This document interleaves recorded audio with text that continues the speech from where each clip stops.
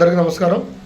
నేను మీ వడ్లాని ఆంజనేయులు, ఏలూరు జిల్లా కైకలూరు నియోజకవర్గం, ముదినేపల్లి మండల జనసేన పార్టీ సంయుక్త కార్యదర్శి. మనం లాస్ట్ వీడియోలో మాట్లాడుకున్నాం, రాష్ట్రంలో ఎక్కడ ఏం జరిగినా, ఏ చిన్న మీటింగ్ జరిగినా, ఏ చిన్న ఇన్సిడెంట్స్ జరిగినా పవన్ కళ్యాణ్ గారి నామస్మరణ జరగకుండా ఉండదని చెప్పేసి మనం మాట్లాడుకున్నాం. మొన్నటి రోజున ఏలూరులో ఒక సభ జరిగిందండి. ఆ సభకి ఏమని పేరు పెట్టారు? దళిత క్రైస్తవ బహిరంగ సభ అని పెట్టారు. ఓకే, ఆ సభకి ముఖ్య అతిథులు ఎవరండి?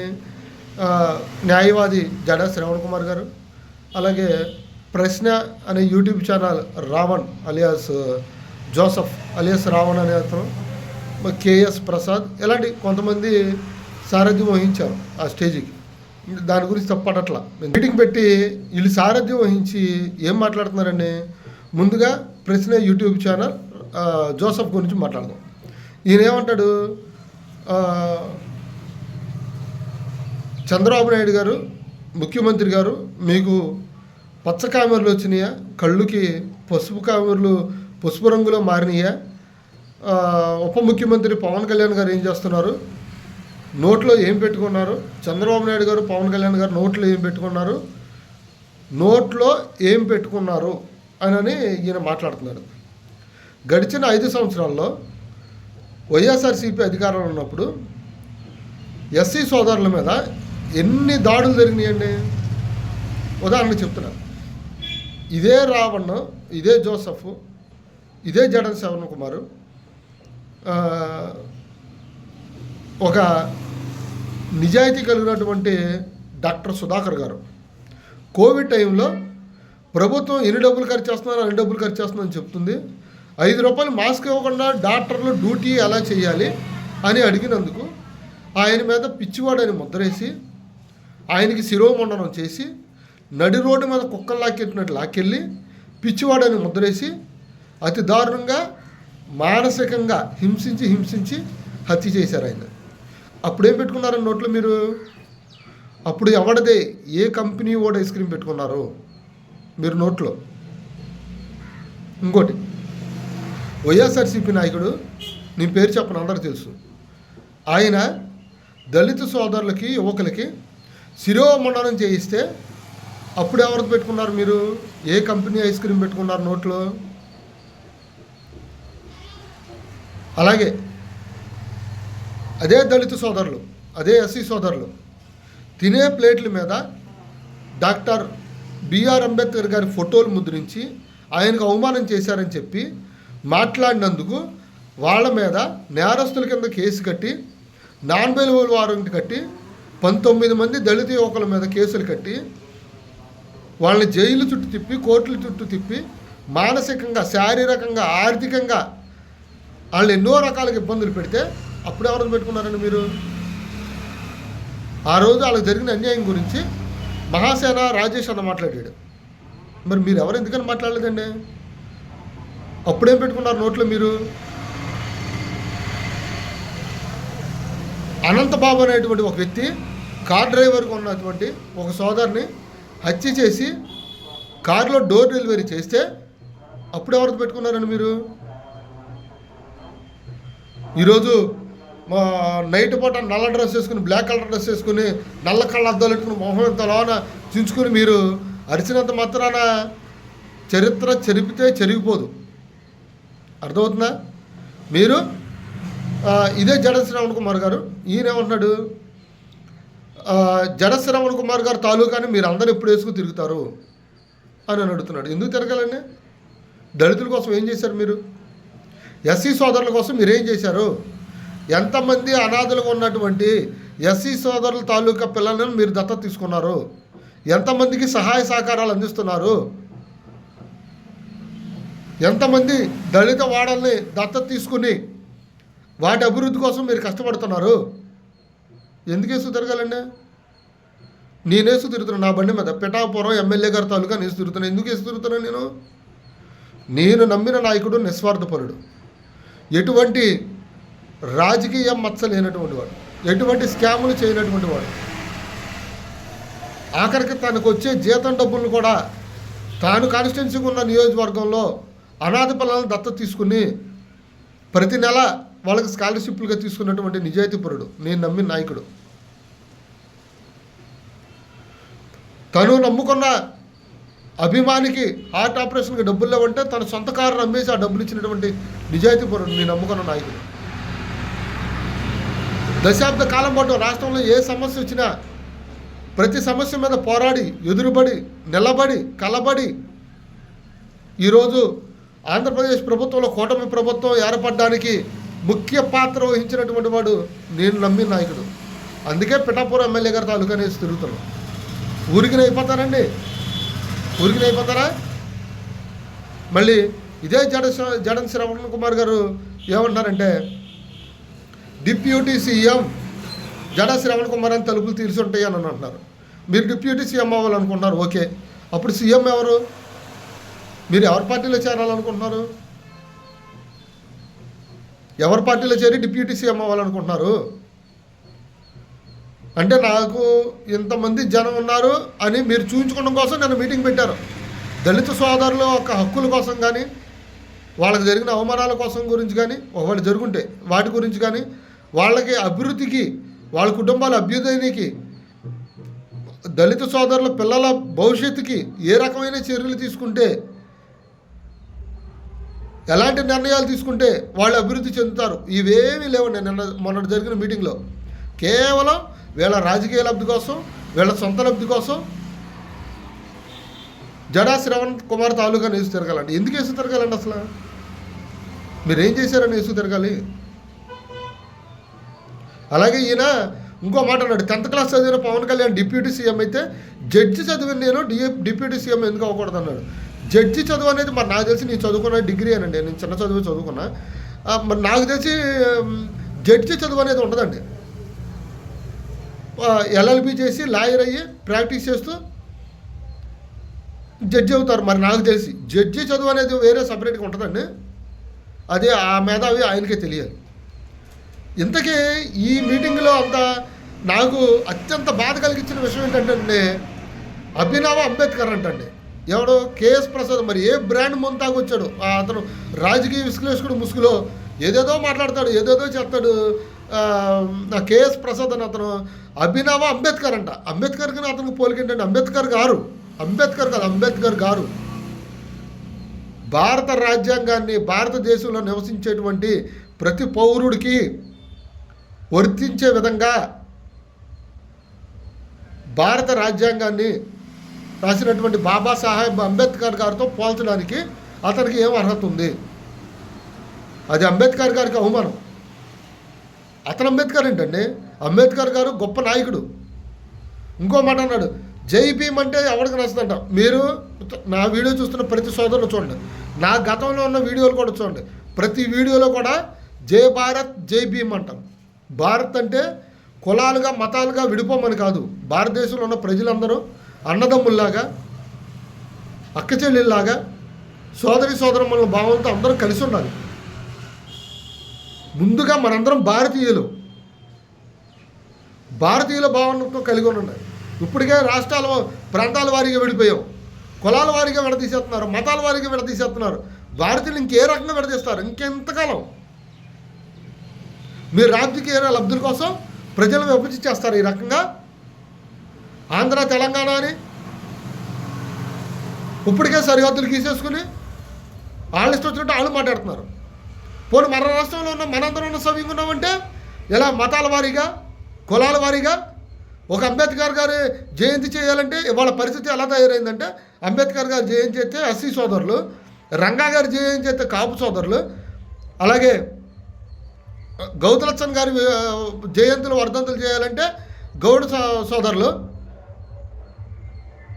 బాబు జగజ్జీవనరావు గారి జయంతులు చేయాలంటే మాదిగ సామాజిక వర్గానికి చెందిన సోదరులు, ఇలా కులాల వారీగా విడిపోయి వాళ్ళు మన దేశం కోసం మనం ఈరోజు ఈ రకంగా స్వేచ్ఛా వాయువులు అనుభవిస్తున్నామంటే వాళ్ళ ప్రాణత్యాగాలే కారణం.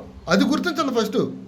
ఇలా కులాల వాడిగా విడిపోయి అంబేద్కర్ మావాడు, అంబేద్కర్ భారతదేశంలో ప్రతి ఒక్కరికి చెందినవాడు. బాబు జగజ్జీవనరావు గారు ఆయన ఎన్నో సామాజికమైన మార్పులు తీసుకొచ్చారు దేశంలో, ఆయన అందరికీ చెందినవాడు. పేద ప్రజలు ఇళ్ల పట్టాలు ఇప్పించడం కోసం ప్రాణాలు వదిలేసినటువంటి వ్యక్తి వంగవీటి మోహన్ రంగా గారు, అందరికి సంబంధించిన ఆయన. సర్దార్ గౌతులచ్చన్ గారు స్వాతంత్ర సమర యోధులు. ఆయన రాష్ట్రం కోసం ఎన్నో రకమైన పోరాటాలు చేశాడు. అందరికి చెందిన వ్యక్తి ఆయన. వాళ్ళ విగ్రహాలు చూసినప్పుడు వాళ్ళు చేసిన కష్టం, దేశానికి రాష్ట్రానికి వాళ్ళు చేసిన సేవలు, ఒక పొట్టి శ్రీరాములు గారి జయంతులు వర్ధంతులు చేయాలంటే వైశ్య సామాజిక వర్గానికి చెందినటువంటి సోదరులు, ఇలా వర్గాల వారీగా కులాల వారీగా విడిపోయి ఇంకెంతకాలం ప్రజల్ని ఇలా విభజించి పాలించి పవన్ కళ్యాణ్ గారు, అసలు మీరు పెట్టిన మీటింగ్ ఏంటి? పవన్ కళ్యాణ్ గారికి సంబంధం ఏంటి? పవన్ కళ్యాణ్ గారికి ఆ మీటింగ్కి సంబంధం ఏంటి? పవన్ కళ్యాణ్ గారు ఏమన్నారు? ఒక క్రిస్టియన్, నేను క్రిస్టియన్ అని సగౌరవంగా చెప్పుకుంటాడు. ఒక ముస్లిం, నేను ముస్లిం అని సగౌరవంగా చెప్పుకుంటాడు. ఓ హిందూ అలా చెప్పుకోకూడదా? పవన్ కళ్యాణ్ గారు నేను హిందూ అని చెప్పాడు, దాంట్లో తప్పే ఉంది. ఎంత గొంతు చించుకొని ఓ స్టేజ్ ఎక్కితే మైక్ పట్టుకుంటే ఎవడ పడితే అది ఏది పడితే అది ఓ మాట్లాడుతూ ఉంటారు. గత 5 సంవత్సరాల్లో హిందూ దేవీ దేవతల మీద, హిందూ దేవాలయాల మీద ఎన్ని దాడులు జరిగినాయి. అప్పుడు ఎవరిది పెట్టుకున్న నోట్లో మీరు? Ravan alias Joseph. నిన్నే ప్రశ్నిస్తున్నా, నిన్నే అడుగుతున్నా. నేను ఏ మతానికి చెందినవాడిని కాదు, నేను నాస్తికుని, నేను హిందువుని కాదు, క్రిస్తవుని కాదు, నేను మహమ్మదీయుని కాదని చెప్తావు కదా. మరి గడిచిన 5 సంవత్సరాల్లో అంతర్వేదిలో లక్ష్మీనరసింహస్వామి వారి ఆలయ రథాన్ని దగ్ధం చేస్తే అప్పుడు ఏం పెట్టుకున్నారు నోట్లో మీ ఇద్దరు? జడ శ్రవణ్ కుమార్ గారు. ఆంజనేయ స్వామి విగ్రహం చెయ్యి విరగొడితే ఒక పౌర సరఫరాల శాఖ మంత్రి ఆయన ఏమంటాడు? ఆంజనేయ స్వామి చెయ్యి ఇరిగితే ఏమవుద్ది, ఇంకో చెయ్యి పెడతారు. కొబ్బరి చెప్పులు అమ్ముకునే వాడికి గుడి, విజయవాడ కనకదుర్గమ్మ గుడి ఆలయ చైర్మన్కి ఇస్తే ఆ అమ్మవారి గుడికి సంబంధించినటువంటి వెండి ఏనుగు విగ్రహాలు అవన్నీ అమ్మేసుకుంటే ఆయన ఏమంటాడు? వెండిపోయింది, మళ్ళీ కొత్త వెండి కొనిస్తాం అంటే. వెండి పోతే కొనిస్తే అయిపోద్దా? హిందువులకు మనోభావాలు ఉండవా? హిందువులు మనుషులు కాదా? మేము గుడికి వెళ్తాం, చర్చిలో ఏదైనా ఫంక్షన్ జరిగితే పిలిస్తే చర్చికి వెళ్తాం. మా ముస్లిం సోదరులు ఇఫ్తార్ విందు పిలిస్తే ఇఫ్తార్ విందుకి వెళ్తాం. మేము అందరితో కలిసిమెలిసి ఉంటాం. వాళ్ళకి మాకు ఎలాంటి భేదాలు లేవే. అలాగే మా ఇల్లు ఏదైనా ఫంక్షన్ జరిగితే అందరూ వస్తారు. గ్రామీణ ప్రాంతాల్లో కానీ పట్టణ ప్రాంతాల్లో కానీ హిందువులకి క్రైస్తవులకి ఎలాంటి గొడవలు లేవే. మీరెందుకు సృష్టిస్తున్నారు? ఓ పాస్టర్ గారేమో మీటింగ్ పెట్టి పవన్ కళ్యాణ్ గారు ముక్కలుగా నరికేయాలి. ఎందుకంటే మీకు అంత బాధ ఎందుకు? ఏం చేశాడు పవన్ కళ్యాణ్ గారు? కులాలు కలిపే ఆలోచన, కుల ప్రస్తావన లేని రాజకీయం చేయాలని చెప్పాడు మా అధినాయకుడు పవన్ కళ్యాణ్ గారు. మత ప్రస్తావన లేని రాజకీయం చేయాలన్నాడు పవన్ కళ్యాణ్ గారు. పర్యావరణాన్ని పరిరక్షించే రాజకీయం చేయాలని చెప్పాడు పవన్ కళ్యాణ్ గారు. ఆయనేమి స్కాములు చేయలేదే. పోనీ గడిచిన ఈ 2 సంవత్సరాల కాలంలో పవన్ కళ్యాణ్ గారు అధికారంలోకి వచ్చిన తర్వాత ఏ ఒక్క క్రైస్తవ సోదరులను కానీ, ఏ ముస్లిమాన్ సోదరులను కానీ ఎవరన్నా వక్రీకరించి మాట్లాడారా పవన్ కళ్యాణ్ గారు? ఏ మతం గురించి అయినా దూషించి మాట్లాడారా? హిందువులకి గత 5 సంవత్సరాల్లో అన్యాయం జరిగిందని మాట్లాడారు. దాని తప్పే ఉంది.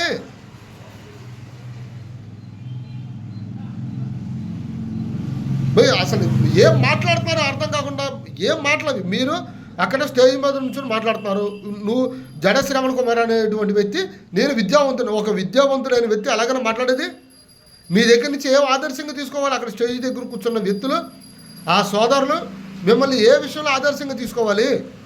మీరు మాట్లాడేటువంటి మాట తీరు, కాళ్ళు నరుగుతా, పొళ్ళు రాలగొడతా, నాలిక కోసి పవన్ కళ్యాణ్ గారికి పార్టీలు చేస్తారంట రఘురామకృష్ణరాజు గారు.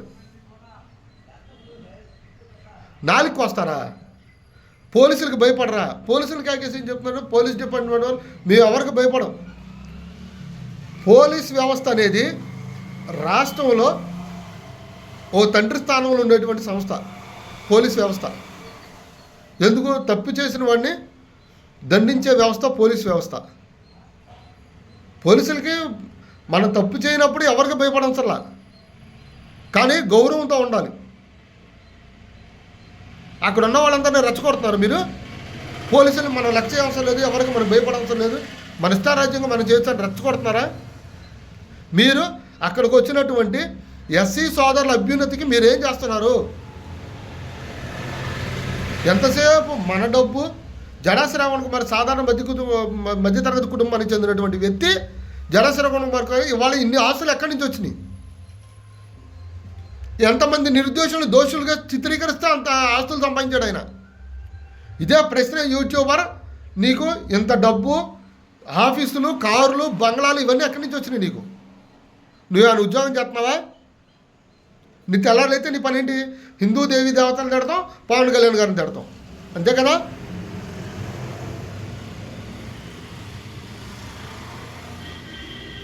విజ్ఞతో మెలగండి. మన సమాజానికి ఎలాంటి మెసేజ్లు ఇస్తున్నాం? నాలుగులకు వస్తారా? కాళ్ళు నరుగుతారా? కళ్ళు పీకుతారా? నోట్లో ఏం పెట్టుకుని మాట్లాడతారు? నువ్వు పెద్ద ఎడ్యుకేటెడ్ లాగా నువ్వు ఇంగ్లీష్లో మాట్లాడతావు. మరి నీ జ్ఞానం, నీ చదువు ఏమైపోయింది? ఒక స్టేజ్ మీద బహిరంగ సభలో మాట్లాడేటప్పుడు మనం ఆలోచించి ఎలా మాట్లాడాలి. 10 మంది మనం మాట్లాడితే ఆదర్శప్రాయంగా తీసుకోవాలి. మన మాటలని ఆదర్శప్రాయంగా తీసుకుని వాళ్ళ మనసులో ఉన్నటువంటి చెడు ఆలోచనలు కూడా తొలగించుకుని మన దేశానికి, మన రాష్ట్రానికి మనం ఏం చేస్తున్నాం? ఏం అవసరం లేదండి. ఎవడి పని ఆడు చేసుకుంటూ, ఎన్ని అవసరంలా, ఎవడి పని ఆడు చేసుకుంటే ఏది ఉండదు. ఎంతసేపు ఎవరో ఒకళ్ళని ఎద్దేవా చేయాలి, పవన్ కళ్యాణ్ గారిని విమర్శించాలి, ఆయన మీద ఏదో రంగం బురదల్లాలి. ఏం చేశాడు పవన్ కళ్యాణ్ గారు? స్వతంత్రం వచ్చిన తర్వాత ఇప్పుడు వరకు కూడా వెలుగుంచు ఉన్న గ్రామాలకి కరెంటు పంపించాడు పవన్ కళ్యాణ్ గారు. ఇప్పటికీ వైద్య సదుపాయాలు లేక డోలీ మోతలతో ప్రసవానికి తీసుకెళ్ళిన దారి మధ్యలోనే ప్రసవం చేస్తున్నటువంటి మహిళలకి ఆ బాధ నుంచి విముక్తి కలిగించి ఎక్కడో అడవులో ఉన్న గ్రామాలకు కూడా రోడ్లు వేయించినటువంటి మహానుభావుడు పవన్ కళ్యాణ్ గారు. అన్నా మాకు ఈ రోడ్ లేదు, పలానా ఊర్లో రోడ్ లేదని ఒక వీడియో తీసి సోషల్ మీడియాలో పెడితే అక్కడ రోడ్ వేపిస్తున్నాడు పవన్ కళ్యాణ్ గారు. రాష్ట్ర వ్యాప్తంగా గడిచిన 5 కాలాల్లో వ్యవస్థలు అతలాకుతలం అయిపోయినాయి. అప్పుడు ఎవరితో పెట్టుకున్న నోట్లో మీరు ఎవరితో ఎందుకని మాట్లాడలేదు? రోడ్డు రవాణా వ్యవస్థ ఎలా ఉంది? ఆక్వాకల్చర్లు ఎలా ఉన్నాయి? చెరువులు వదిలిపెట్టేసి మహాప్రభో మాకు చెరువులో దండం పెట్టేసి పారిపోయారు రైతులు. ఇవాళ ఆక్వారంగం సుభిక్షంగా ఉంది. ఏదో మేతల రేట్లు పెరుగుదల తగ్గుదల దానివల్ల కొంచెం ఇబ్బంది పడుతున్నారు, కానీ ఆక్వారంగం సుభిక్షంగా ఉంది ఈరోజు రాష్ట్రంలో. వ్యవస్థలు అతలకుతలం కదా. మరి దాని గురించి ఎందుకని మాట్లాడలేదు మీరు? మేము ఒక పార్టీకి చెందిన వాళ్ళం కాదు, మరి ఒక మతానికి చెందిన వాళ్ళం కాదని చెప్తారు ఎందుకు? మరి డైరెక్ట్గా ఒకళ్ళతో పుచ్చుకోవచ్చు కదా. మేము వైఎస్ఆర్సీపీ తరఫున, వైఎస్ఆర్సీపీలో ముసుగులో ఉండకుండా ఇలా మేధావుల ముసుగులోనో లేదా జర్నలిస్టుల ముసుగులోనో ఇలా మాట్లాడతామని డైరెక్ట్గా చెప్పొచ్చు కదా, అర్థమవుతుంది కదా. ఎక్కడైనా ప్రజల మధ్యన అడ్డుకట్టడాలు, వైషమ్యాలు ఏర్పాటు చేయకుండా ముందు అందరం భారతీయులుగా కలిసి ఉన్నాం. మీ ఇష్టం వచ్చినట్టు నోటుకు వచ్చినట్టు స్టేజ్ ఎక్కితే ఏది పడితే అది వాగేసి మనం ఏదో పెద్ద తోపు తురుముకలను, మనం ఏదో పెద్ద లీడర్లు అయిపోయాం, మనం ఏదో పెద్ద నాయకులు అయిపోయాం. మీ ఇష్టానుసారంగా నోటికి ఏదైతే మాట్లాడతారా? ఇంకోసారి పవన్ కళ్యాణ్ గారి గురించి మాట్లాడేటప్పుడు ఒళ్ళు దగ్గర పెట్టుకుని మాట్లాడండి. జై హింద్, జై జనసేన, జై భారత్, జై భీమ్.